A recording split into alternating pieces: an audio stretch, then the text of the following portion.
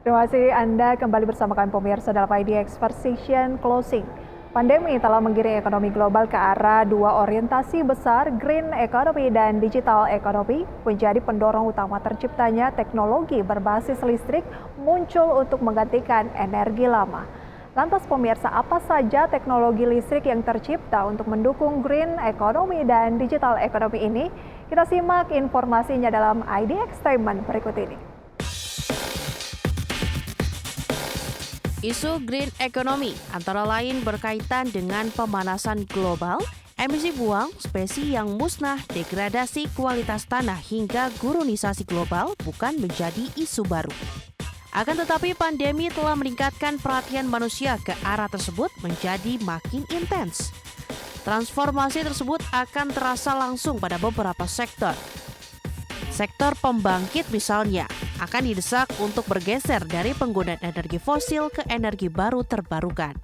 Perusahaan yang memasok listrik dengan pembangkit tenaga air, matahari, angin, panas bumi, dan biomasa akan memiliki peluang usaha lebih besar.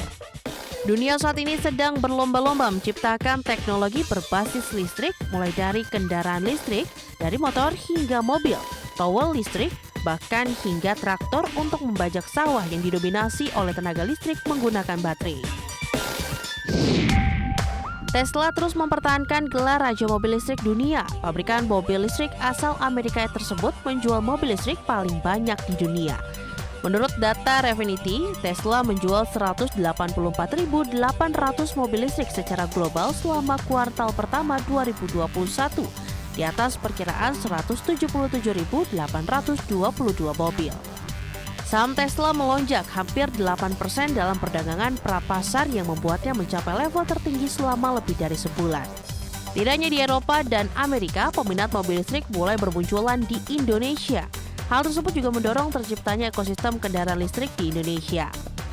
Mobil listrik sudah mulai mendapatkan hati di masyarakat Indonesia. Penjualannya pun mulai meningkat dibandingkan sebelum-sebelumnya. Harga yang masih tinggi membuat penjualan mobil listrik di Indonesia belum begitu banyak. Saat ini mobil listrik dengan murah harganya berkisar di antara 600 juta rupiah. Sementara orang Indonesia kebanyakan membeli mobil yang harganya di bawah 300 juta rupiah. Pemerintah sudah mencanangkan program percepatan kendaraan listrik di Indonesia. Program ini sudah ditandai dengan terbitnya peraturan presiden yang mengatur soal kendaraan berbasis elektrik. Kendaraan ramah lingkungan ini ada beberapa macam teknologinya seperti HEV atau Hybrid Electric Vehicle, PHEV atau Plug-in Hybrid Electric Vehicle, dan BEV atau Battery Electric Vehicle. HEV atau Hybrid Electric Vehicle atau hibrida merupakan mobil ramah lingkungan yang masih mengandalkan mesin konvensional. Mesin tersebut diberi motor listrik sebagai sumber tenaga tambahan yang mengambil tenaganya dari baterai. Mobil hibrida atau hybrid tidak membutuhkan stasiun pengecasan. Pengisian baterainya didapat dari hasil kinerja mesin dan juga pengereman. Mobil hybrid bisa mengkonsumsi bahan bakar lebih irit hingga 2 kali dibandingkan mobil konvensional. PHEV atau Plug-in Hybrid Electric Vehicle bisa dibilang setingkat lebih irit dibanding HEV. Mobil listrik ini masih menggunakan mesin berbahan bakar sebagai penambah jarak tempuh atau sebagai pengisi daya baterai. Namun pengisian baterai tidak optimal dan tetap butuh pengecasan menggunakan daya yang besar. BEV atau Battery Electric Vehicle, kendaraan yang sumber tenaganya benar-benar hanya mengandalkan baterai saja. Dengan demikian, mobil listrik jenis BEV sangat tergantung dari yang namanya stasiun pengisian.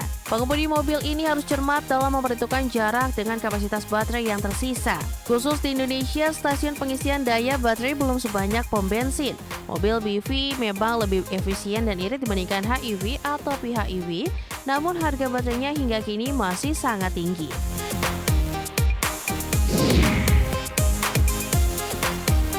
Penggunaan motor listrik dinilai lebih unggul daripada motor berbahan bakar fosil. Hal tersebut didasari oleh berbagai alasan, diantaranya suara mesin yang cenderung lebih halus, efisien lebih tinggi, akselerasi spontan, perawatan yang mudah dan murah, serta ramah lingkungan. Dukungan pemerintah terhadap produksi motor listrik termaktub dalam Peraturan Presiden tentang percepatan program kendaraan bermotor listrik berbasis baterai untuk transportasi jalan yang ditetapkan sejak 8 Agustus 2019 lalu. Tak hanya motor dan mobil listrik yang ada di Indonesia, Dewan Energi Nasional atau DEN terus berupaya untuk menggenjot konversi dari kompor LPG ke kompor induksi. Salah satunya dengan rencana membagikan kompor listrik induksi beserta alat masaknya secara gratis pada tahun ini. Tahun lalu perusahaan Setrum Plat Merah menargetkan penggunaan 1 juta kompor listrik sebagai upaya untuk menekan impor LPG selama ini yang terus membebani keuangan negara. Kendaraan listrik ini menyasar sektor pertanian. Salah satu perusahaan otomotif asal Jepang telah menciptakan traktor listrik. Kubota Manufaktur Mesin Agriculture di Jepang baru saja meluncurkan X-Tractor yang merupakan traktor otonom. X-Tractor ini merupakan bagian dari program teknologi otonom yang dijalankan Kubota AgriRobo. Sebenarnya kendaraan ini sudah memulai debutnya di awal tahun ini dalam sebuah pameran di toko Kyoto. Sistem AI-nya juga memungkinkan kendaraan ini untuk memonitor cuaca dan pertumbuhan bibit, sehingga dapat memutuskan kapan harus keluar dan melakukan aktivitas lain seperti menabur benih dan memanen. Meski demikian, traktor listrik ini belum banyak digunakan di daerah Asia. Di Indonesia sendiri penggunaan traktor masih menggunakan bahan bakar diesel, bahkan menggunakan traktor manual atau menggunakan tenaga hewan. Berbagai sumber, iDictional.